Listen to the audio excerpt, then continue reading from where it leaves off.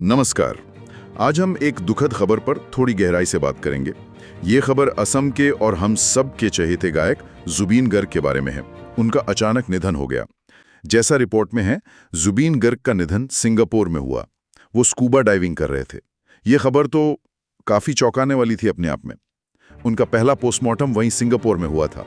जी हाँ, सिंगापुर में। लेकिन अब जब उनका पार्थिव शरीर गुवाहाटी लाया गया, तो यहाँ Guwahati medical college and hospital मतलब जीएमसीएच में दूसरा पोस्टमार्टम करने का फैसला हुआ। और इसमें एक थोड़ी अजीब सी बात ये हुई कि ये पोस्टमार्टम सुबह 7:30 बजे होना था, पर इसे अचानक ही तड़के 3 बजे शुरू कर दिया गया। हाँ, ये समय का बदलाव काफी ध्यान खींचता है। सुबह 3 बजे। जी, उनके पार्थिव शरीर को सरू सजाई स्टेडियम से सीधे जीएमसीएच ले जाया गया।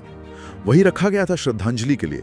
रिपोर्ट ये भी बता रही है कि जीएमसीएच के बाहर सिक्योरिटी बहुत टाइट थी और सुबह के 3-4 बजे भी प्रशंसकों की मतलब बहुत भारी मात्रा में भीड़ जमा थी। ये दिखाता है कि जुबीन कितने लोकप्रिय थे और माहौल कितना गंभीर था। पर ये सुबह 3 बजे पोस्टमार्टम शुरू करना, ये थोड़ा असामान्य सा है ना? हाँ बिल्कुल, ये समय का बदलाव सोचने पर मजबूर करता है।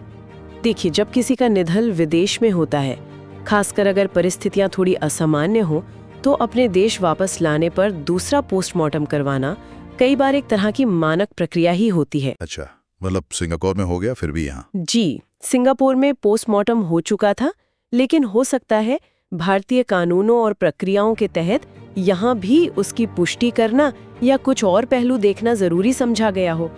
इसके कई कारण हो सकते हैं। एक तो जैसे मैंने कहा, कानूनी जरूरतें, सारे दस्तावेज वगैरह स्थानीय नियमों के हिसाब से ठीक हो। दूसरा, जब राजकीय सम्मान जैसी बड़ी घोषणा हो जाती है, तो प्रशासन शायद हर चीज को लेकर बहुत ज्यादा सावधानी बरतता है। कोई सवाल न उठे बाद में। बिल्कुल, कोई संदेह बाकी न रहे।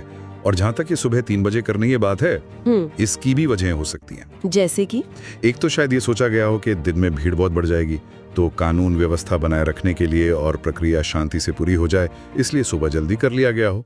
आपने खुद ही बताया कि भीड़ बहुत ज्यादा थी। हाँ, वो तो थी। दूसरा ये भी हो सकता है कि आगे के जो कार्यक्रम थे, पार्थिव शरीर को वापस स्टेडियम ले जाना, फिर सोनापुर ले जाना, उनका टाइम टेबल ना बिगड़े, इसलिए इसे जल्दी निपटाना जरूरी समझा गया हो। ये दिखाता है कि प्रशासन कितनी तेजी और गंभीरता से काम कर रहा था। हाँ, ये बात समझ आती है।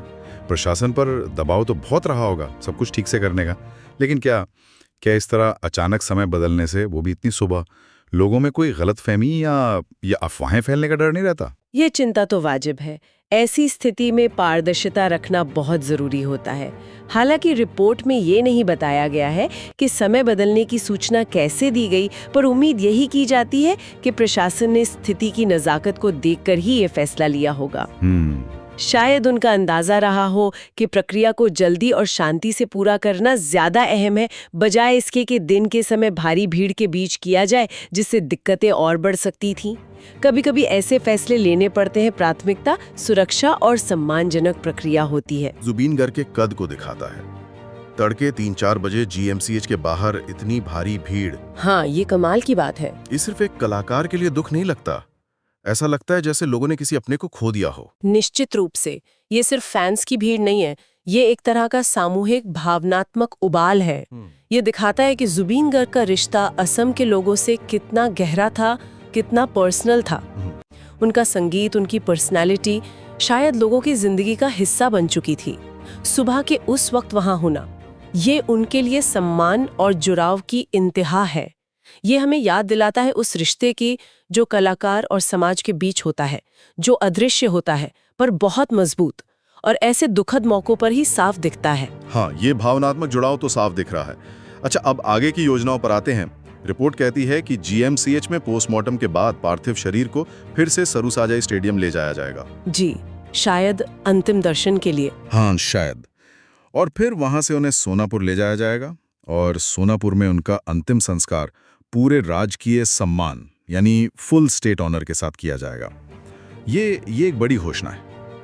पूरा राजकीय सम्मान, ये शब्द अपने आप में बहुत भारी है। ये सिर्फ एक अंतिम संस्कार की रस्म नहीं है, ये स्टेट की तरफ से किसी व्यक्ति के असाधारण योगदान की सबसे ऊंची औपचारिक स्वीकृति है। अच्छा। जी, आमतौर पर ये सम्मान बड़े संवैधानिक पदों पर बैठे लोगों को या देश के लिए खास सेवा करने वाले सैनिकों या नागरिकों को मिलता है।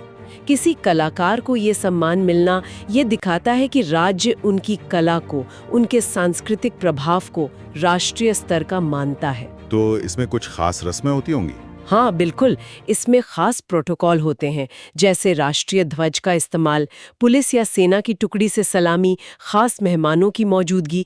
ये उस व्यक्ति की विरासत को सार्वजनिक तौर पर सम्मानित करने का तरीका है। जुबीन गर्ग के मामले में ये असम के सांस्कृतिक जीवन पर उनके गहरे असर का प्रतीक है। और मेहमानों की बात करें तो असम के मुख्यमंत्री हेमंत बिस्वा शर्मा और केंद्रीय मंत्री किरण रिजिजू भी सोनापुर में मौजूद रहेंगे। मुख्यमंत्री तो पहले श्रद्धांजलि दे भी चुके हैं और तैयारियों का जायजा भी लिया था। इनकी मौजूदगी क्या बताती है? मुख्यमंत्री और केंद्रीय मंत्री का वहां होना ये इस राजकीय सम्मान के वजन को और बढ़ा देता है। ये दिखाता है कि सरकार के टॉप लेवल पर भी जुबीन गर्ग के काम को पहचाना जा रहा है, उन्हें सम्मान दिया जा रहा है। ये सिर्फ एक सांस्कृतिक हस्ती को विदाई नहीं है, बल्कि ये राज्य और केंद्र दोनों की तरफ से उनके कद की एक तरह से पुष्टि है।